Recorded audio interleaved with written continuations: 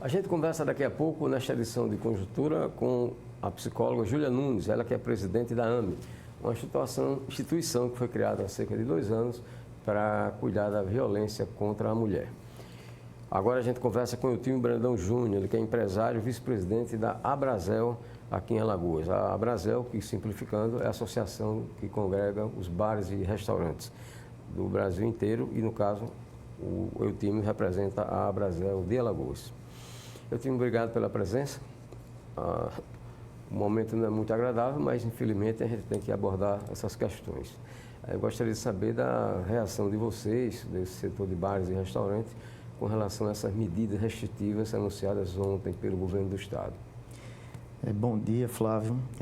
Foi com muita surpresa que nós recebemos a notícia dos governantes, principalmente do governo do Estado, né? Quando eles decidiram, quando implantar a fase laranja, restringir o funcionamento de bares e restaurantes aos sábados e domingos. A maioria do povo alagoano, eles procuram os restaurantes e bares para se divertir, geralmente no final de semana. Nem sempre todo mundo pode ir aos bares e restaurantes no final de semana. Então, a gente foi pego totalmente de surpresa e, no caso de bares, né, boa parte dos bares abrem suas portas às 18 horas. Então, quando é pedido para fechar às 20 horas, não dá tempo nem do cliente chegar, pedir alguma comida, né, para poder beber alguma coisa. Então, realmente, para o setor de bares, foi desastroso. Boa parte agora dos negócios possivelmente não vão funcionar com esse novo decreto, no caso de bares. E na parte de restaurante, o maior movimento, mais de 50% ou 60% do faturamento dos nossos restaurantes era no final de semana. Com esse fechamento agora de sábado e domingo, realmente foi uma coisa devastadora para o nosso setor. Eles vão, esse decreto permite que vocês funcionem, no caso de bares, além de restaurantes, fornecendo refeições para entregar em casa, entrega em domicílio. O decreto permite que nós continuemos funcionando com, no caso, o delivery, né? Mas, assim, para a população ter uma noção, na maioria dos estabelecimentos, o delivery não representa nem 10% do faturamento. Então, assim, como nós estamos sem nenhuma ajuda do governo federal, não tem nenhuma ajuda do governo estadual nem municipal em relação a tributos, pagamentos de impostos, alvará de funcionamento de nenhuma secretaria, nós não temos nenhum tipo de apoio, né? Se a gente não tem nenhum tipo de apoio financeiro do poder público e se a gente for pensar em sobreviver com 10% do faturamento, com certeza essa conta não vai bater, né? No Ceará, essa semana passada, o governador Camilo Santana instituiu um valor de R$1.000 por cada trabalhador do segmento de bares e restaurantes. Verdade. Já é uma ajuda, né? É verdade. Seria muito importante que os governantes, com todo esse problema de saúde que nós estamos tendo, né? Essa pandemia, que é algo, assim, faz muitos anos que isso não acontece, né? Primeiro, a nossa geração não passou por isso, né? Então, assim, mas se os governantes, além desse problema de saúde, eles pudessem dar uma contrapartida também no lado econômico e ajudasse esse setor, que é o setor de bares e restaurantes, que é o setor que mais sofreu na pandemia, seria uma grande atitude dos nossos governantes. Então, assim, a gente conclama, né, que os governantes pensem, principalmente o governo do Estado, a prefeitura, o que pode ser feito para isentar esse nosso setor que está tão devastado financeiramente, como eu falei anteriormente. A Abrazel de Alagoas pretende fazer alguma reivindicação em termos oficiais ao governo do Estado? Ontem a gente fez uma breve reunião, apenas uma parte da diretoria.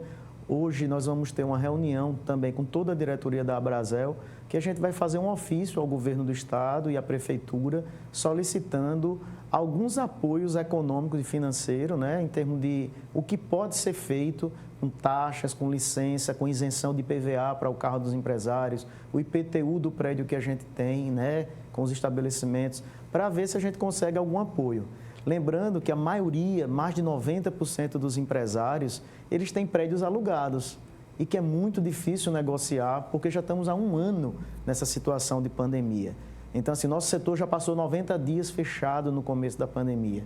E uma coisa, Flávio, que assim, nos aflige muito é essa imagem que muitas vezes a área médica e alguns colegas da imprensa, não são todos, claro, comentam que tem que se fechar bar e restaurante.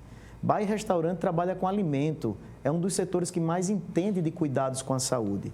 Os nossos protocolos foram o primeiro setor da economia que fez protocolos rígidos de distanciamento entre as pessoas, as regras de distanciamento entre as mesas, do uso da máscara enquanto está dentro do empreendimento, a higienização das mãos. Então, tudo isso foi colocado em prática. E não se tem estatística, né? Alguns estudos internacionais mostram que na cadeia da economia do setor produtivo, bares e restaurantes estão entre os últimos que você pode pegar. Acredito que a pesquisa que a gente estava analisando da Inglaterra é 1,8% da possibilidade de você contrair o vírus do Covid dentro de um bar e restaurante. Por quê? Porque a gente está mantendo o distanciamento, né, preconizado, existe essa coisa da aferição da temperatura na entrada. Agora, Flávio, muitas vezes algumas pessoas dizem, não, mas tem gente que se excede. Qual é a profissão que não tem uma pessoa que não se excede? Então, a gente até pede que os governantes e a fiscalização, quando estiver vendo alguma empresa do segmento que se excedeu, que notifique, que feche essa empresa, né? Mas, assim, o setor não pode pagar por maus empresários, né? Por mal postura de alguns empresários.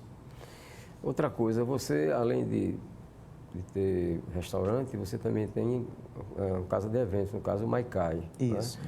O impacto para você nesse segmento é mais forte ainda, não é isso? Bem mais forte, né? A gente está com a casa noturna fechada desde dezembro, quando o governo do estado fez um decreto logo perto do Réveillon, alguns dias antes do final do ano, em que não poderia ter música ao vivo em ambiente fechado. Um ambiente que fosse totalmente fechado não poderia ter música ao vivo. Então, a gente teve que realmente encerrar as atividades da empresa desde o final do ano e até agora estamos com ela encerrada. No caso do bar, do Maicai Bar, esse decreto de ter que fechar as portas às 20 horas, a gente tem uma prática que a conta tem que ser passada com 40 minutos antes do fechamento.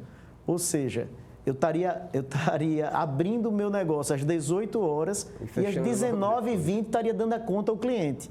Então, assim, é muito difícil encontrar um cliente que esteja predisponível para passar 1h20 apenas no estabelecimento, né? Então, assim, realmente a gente está sofrendo muito a área de bares. Com isso vai uma cadeia toda, né? Porque nós temos a segurança do empreendimento que não vai ser contratada. Nós estamos fechando a nossa porta hoje, só vamos abrir quando o decreto permitir que a gente volte a funcionar. Os músicos não vão ser contratados, né? Os fornecedores de alimento. Então, assim, são mais de 50 cadeias produtivas que estão ligadas ao nosso setor, né? O turista que está em Maceió e se programou para poder sair à noite e depois da praia poder tomar um drink, poder comer uma comida, conversar ali, ele não vai ter essa oportunidade, porque eu não acredito que faça sentido os bares abrir à noite. Então, assim, o decreto do governador foi até às 20 horas, para restaurante até funciona, porque quem abriu na hora do almoço vai até às 20 horas. Mas para bares, que é a grande maioria do nosso setor são bares, esses eu acredito que não vão nem funcionar. A pandemia está completando, neste mês de março, 1 ano. Vocês têm na Brasel o resultado do impacto disso, nesse segmento de vocês? Nós acreditamos pela uma pesquisa interna que a gente fez, né? A gente faz várias pesquisas internas entre os associados, que eram mais de 400 associados, hoje está chegando perto de 350. Só que perto desses 350 entraram novos e fecharam outros. Então, não quer dizer que manteve 350. Saíram muito mais de 80 associados. Então, assim, a gente acredita que já fechou de 20% a 30%. E deve existir uma parcela aí de mais 20% ou 30% que economicamente eles estão totalmente sem solvência financeira, né?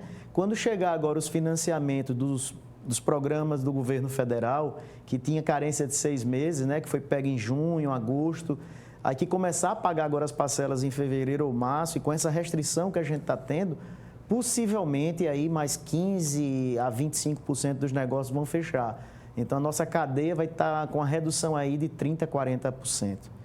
Uma coisa, Flávio, assim, que a gente enfatiza muito, né? Nós sempre tivemos do lado do poder do setor produtivo e do poder dos governantes, né? A gente sempre esteve do lado dele, mas na parceria de construir protocolos e o melhor para o todo, que seja para a população, para os turistas, mas também para os negócios do nosso setor, né? Mas assim, estamos sensíveis com o que está acontecendo com a área médica, com quem perdeu um parente ou um amigo, mas assim, é inadmissível que se estejam colocando essa conta no setor de bares e restaurantes, né? A gente tem aglomeração em todos os outros lugares. A gente tem aglomeração nos ônibus, que não tem como controlar. A gente tem aglomeração nas praias. A gente tem aglomeração nas filas dos bancos e nos bancos. A gente tem aglomeração em tanto canto, em supermercados, em grandes magazines de material de construção, né? Mas, infelizmente, todo mundo parece que é doce a palavra bar e restaurante, que o pessoal fala disso como se a gente fosse um vilão. Só que por trás de um dono de bar e restaurante tem várias famílias, né? Então, assim, a gente deixou de ser um dono de boteco, uma pessoa que só sabia vender uma bebida, um tira-gosto, que era assim que era antes um dono de bar, mas nós somos empresários. A gente tem ali dentro administradores de empresa, nós temos psicólogos, nós temos marqueteiros, nós temos vários empresários sérios, vários administradores de empresa, vários chefes de gastronomia. Então, assim, não é mais só um dono de boteco, nós somos um setor extremamente organizado. Então, tem que se parar de olhar para o dono de bar e restaurante como se fosse um empresário irresponsável. Nós temos responsabilidade. E a gente conclama ao setor de fiscalização que, quando tiver alguma coisa errada, feche o colega que está trabalhando errado.